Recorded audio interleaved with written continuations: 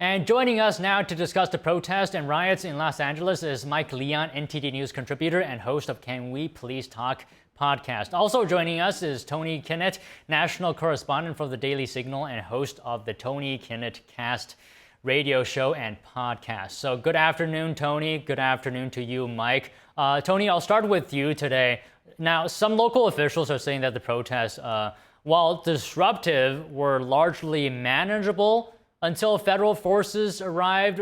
Do you think, in your opinion, sending in the National Guard and Marines, was that necessary to prevent widespread violence? It was necessary because the Los Angeles Police Department refused to assist in the protection of ICE agents, as well as the protests, which quickly turned into the riots because of the violent crimes which were committed, until the protests swelled to a size that were unmanageable. And that's per the police chief of the LAPD himself. And therefore, the current mission of the National Guard and the Marines, which at this moment in time, the Insurrection Act not yet being invoked, is to protect federal property, to protect the missions of those in immigration customs enforcement. We see by the judges signing these warrants for individuals who are either participating in or are harboring those who have committed very serious crimes and are also, of course, continually committing the crime of evading Border Patrol and immigration customs enforcement due to illegal immigration. So those reasons particularly, I would say the National Guard and the Marines are warranted. At this point, the situation has become too big for the LAPD to handle. So, Mike, a similar question to you. What do you think about the situation? How's the handling of the situation by California state and local authorities before Trump deployed the National Guard? Yeah, I got to disagree with you, Tony. Just only because I've spoken to a few folks that are on the ground covering this story for a bunch of different outlets. And look, I'm not even going to get into the agitation part of this. I'm not even going to get into the legal part of this of the governor not or the mayor not requesting the National Guard to get there. It's similar to what you said, Don, when you framed this question at the onset of it, right? Are state and local officials in lockstep in terms of the protests? 56 people over the last 4 days have been arrested in Los Angeles. It's now, I think the total is around 64 people. There's 3.82 million people that live in Los Angeles. That's 0.00010% of the population. To deploy 2,000 National Guard troops and 700 Marines for a situation where there's 3.82 million people that live in that city and 60 people have been arrested, 0.00010% of the population, and my math may be a little bit off because you can't get into the decimals there, have been arrested. Now, again, we're all on the same page. Violent protests, anything against police officers, violence, rocks that are being thrown. Even California Governor Gavin Newsom said it on Pod Save America this week.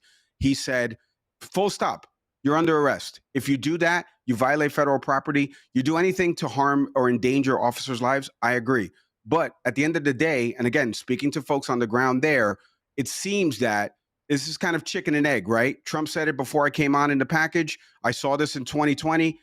Tim Walz sat on his hands. The Minnesota mayor asked for request of National Guard troops, so I decided to deploy it. He's using that as the same example here, and these are two totally different events and scenarios that are happening right now. I get Tony's overarching premise about, hey, ICE agents are being under attack, or at least they're being impeded from their progress, but that doesn't change the fact that, again, 60 people have been arrested in all of this. If they're committing so much crime, why aren't more people being arrested under this?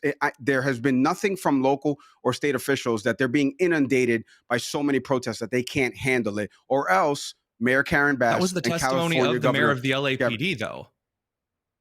Like he said that on the press conference, they are inundated. Those are his words, not mine. Is he lying? He said we are inundated. We need the National Guard, and Karen Bass is not helping. He said we are inundated. Words, there are too many for my officers to handle. Those were his words. Tony, that's not what I asked. I asked did he say we need the National Guard and Marines to be deployed here now because we are not getting what we need from the California governor and the mayor of Los Angeles? Did he say those exact words?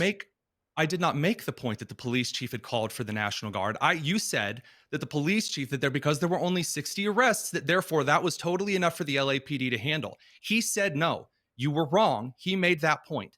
But Tony, I'm not talking about whether the police chief called in the National Guard. Tony, I'll admit that I'm wrong on that. There are 84 municipalities in Los Angeles that all have subsequent police departments. They have enough, this as well as I do. they have enough manpower in the state of Los Angeles to handle any type of protest. They went through this in 92, and George H.W. Bush deployed the National Guard after the Rodney King riots. None of this is rising to the level. Nobody was murdered. They're just people that are being arrested because they've overstayed their welcome here. Yeah. Tony, I can't get into, like hypotheticals. The reason No, that's people not are protesting is Did you not see the concrete blocks thrown at police officers? and I just called that 2 seconds ago that is wrong, Tony. We agree with that. Violence against police officers, full I'm stop. talking about, you said murder, and then I responded, well, there are a lot of attempted murders that have taken place. Thank God they haven't found their mark. The cops were wearing helmets. Some of the helmets were knocked off of the police officers in question. So there are attempted murders, again, like the Rodney King riots in this particular instance. And the reason that I'm responding in this way is usually, Mike, you're very level-headed on these kinds of things. So when we're talking about the LA kind of riots, I'm a little concerned, I should say, or maybe just confused that you're not suggesting that it's a good thing that the National Guard or the Marines have been called in to stabilize the siege around the federal building, for example, or some of the other violent riots. If state, local leaders are shouting it from the rooftops that they need the help. Tony, you know how this works. The legal part of this is that there's a chain of command. I call the National Guards, not the president supersedes. He does have the right. That didn't stop President Kennedy or President Johnson. What did I just say? I'm not saying they don't have the right. I'm saying state and local are saying we don't need it. You're saying That's one not what the instance of LAPD one said. He did not. You just said it 2 seconds ago, Tony. He did not say, I need the National Guard and Marines deployed because I am overwhelmed. You just said that he said he was inundated from a resource perspective. Yes, he didn't he did blame say anybody. So if he blamed Karen Bass and said, President Trump, we need help. We need the National Guard. We need Marines. I'm not getting what I need from the mayor of this city, and I'm not getting what I need from the California. And they've been radio silence about this, and somebody's going to lose their life. If he had made that same dire claim, then I'm with you. Deploy the National Guard. It's not about whether or not they should be deployed. It's about what Don just said at the beginning of this. There are people on the ground that said, hey, this was kind of tamed a little bit. And then all of a sudden, there's this threat of 2,000 or plus National Guards, 700 Marines. Now we've got a bunch of National Guard folks that are sitting here because the Insurrection Act hasn't been invoked. So they can't do anything. National Guard troops, they're not marching down the cities quelling. No, not a threat, not a threat, not a threat, no, Tony, not a threat. Sorry, wrong. Yeah. I'm saying they can't do anything until you're using, but yeah. My issue with this particular framing, no, of course, Mike. So the issue that I find with this particular series of arguments is that it suggests that unless someone in California called for the National Guard or the Marines, that it was unnecessary. When we found via leaks from Karen Bass's office that she has been slow walking, she directly superseded the incident commander of the LAPD to slow walk LAPD moving to address the developing riots. So the question is to who called the National Guard. If Karen Bass, whose leadership has been atrocious through the LA fires, through the previous riots, would not call in the appropriate number of, as you said, very large numbers of LAPD officers who could have been called in. And then it gets to a situation where now the National Guard and Marines are required, which is the opinion of not just people on the ground, not only those analyzing the footage from afar, not only some in California who have expertise in dealing with riots and military actions and these kinds of things that happened in 2020. It is a necessity that at this point, order is in fact restored. And Karen Bass, and for that point, Governor Gavin Newsom refused to do so. Governor Gavin Newsom could have called in for the National Guard himself, but he didn't because he wanted to try to claim these were peaceful events when they were not. They refused to cooperate with federal authorities. The individuals they are now claiming couldn't help themselves. They were incited because federal authorities went in, as is federal law. At some point, you do have to bring in federal troops to restore order when city and state officials refuse to do so. Okay, Mike, let me just butt in for a moment here. And of course, I want you to respond to what Tony is saying. And I want to ask you, why should there be so much pushback with sending in the National Guard when for most of the time, they're not even on the front lines? It's usually LAPD or local law enforcement anyways handling the situation. Yeah. I mean, again, I can only go to historical references, right? Like 6 or 7 times in our nation's history. And a lot of the times it's to protect citizens. Obviously, what happened in Little Rock and Arkansas. Look, Tony's not wrong about what he's saying with respect to local and state officials potentially, usurping their authority or not, telling local and state enforcement, hey, don't cooperate with some of these things. And there's leaks coming out of their offices. Okay, I get all that. What I'm saying is that, and Tony, I hope you agree with this. And I got love for you, buddy. There's a chain of Same. command with all of this. Like there's a process in all of this. We either follow these laws or we don't follow these laws. We either follow these rules and regulations or we don't follow these rules and regulations. And so my big thing is that when we're talking about de-escalation, none of us on this panel are law enforcement experts. I'm not going to claim to be. I'm just going to tell you what I've heard from people on the ground. So when you're trying to de-escalate situations, or when you know that there are protests that are going to be happening and they have permits to be in those areas, and you try to manage the flow, as we saw yesterday in different videos across different outlets, of them trying to stem protesters away from certain areas and try to funnel them all in, right? Anybody you talk to in local law enforcement will tell you that, right? Because you want to do that because you want to make sure the population doesn't get too overwhelming that you can't handle it, right?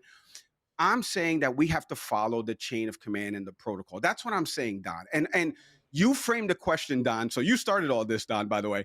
You framed the question with, are people on the ground saying that the National Guard being deployed and Marines potentially coming in, did that help with the agitation? Tony's saying, no, they should have been. I'm saying that I think, and again, I'm only spoken to officials. I can only count on the reporting that has come out, but also me speaking to folks that are on the ground. I don't live in Los Angeles. I live in Miami.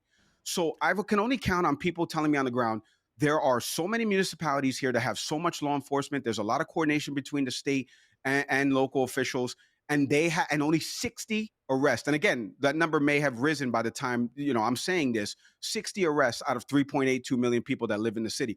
So clearly, they have this situation. Again, is it fully under control? Of course not. Just like the wildfires weren't fully under control and they needed help. But is it the need of 2,700 more troops and $134 million, which Pete Hegseth just testified to, being spent to deploy these folks to Los Angeles, and them spent there over 60 days of doing all of this work, and then the debriefs, and then figuring out how to quell other protests that may stem, as we've seen 20 other states now starting to have protests?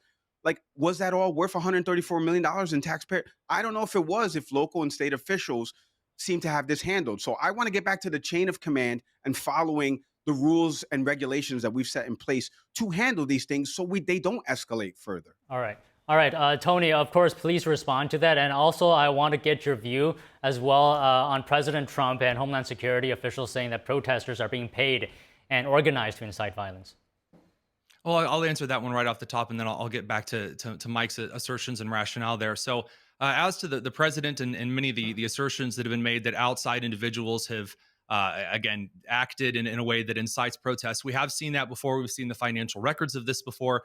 We've seen this with Act Blue in the past. I don't have any knowledge or evidence in front of me of which particular groups may or may not be involved in this particular protest, but the reason primarily is that I have been focused speaking with individuals reporting from the ground, those who are residents of Los Angeles, who are experiencing this in real time. I haven't been as focused on whether or not these are, there are paid protesters involved here, or whether or not there's outside agitation from kind of an activist network. But as to Mike's points specifically about the number of arrests correlating with how out of hand the situation was, we had footage that showed there are a lot of individuals who absolutely should have been arrested, given that they were setting things on fire, given that they were throwing rocks and other heavy devices at police, which is attempted murder, just because there were a certain number of arrests due to the Los Angeles Police Department's policy of arresting only certain individuals if there are certain conditions met during a riot, doesn't mean that equates to the level of violence and how in control or out of control it is.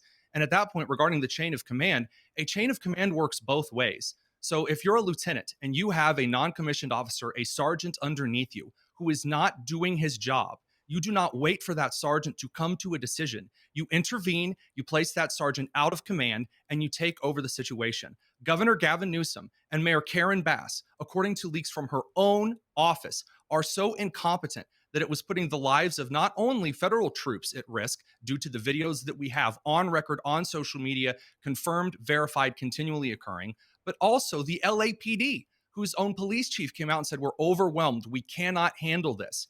And that mismanagement means that if you can't handle your spot in the chain of command, then the one above you has to step in. That's why Title 10 exists. That's why the president can federalize the National Guard as he has been able to do since 1940.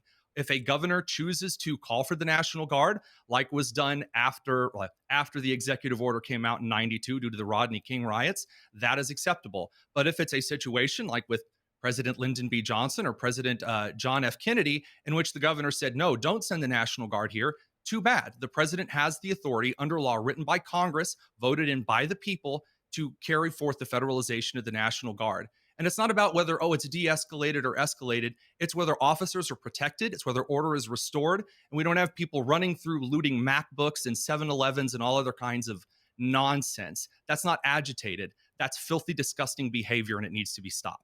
Okay, we're running out of time here. So, Mike, just final thoughts. I mean, final thoughts. I hope, Tony, I hope the Kristi Noem, what she said back in February of 2024, when she was against the Biden administration, potentially mobilizing the National Guard just to stand down, and she argued about states' rights. I hope you have the same level of vitriol for that when she was arguing with respect to that. And now all of a sudden she's in support. I did, and stated so at the time. Okay. Well, then that's it. So then you know what, Don? We agree. So there you go. All right. Well, seems like a natural end here. Thank you very much, Tony. Thank you very much, Mike. Thanks, Thank you, Don. guys. Mike.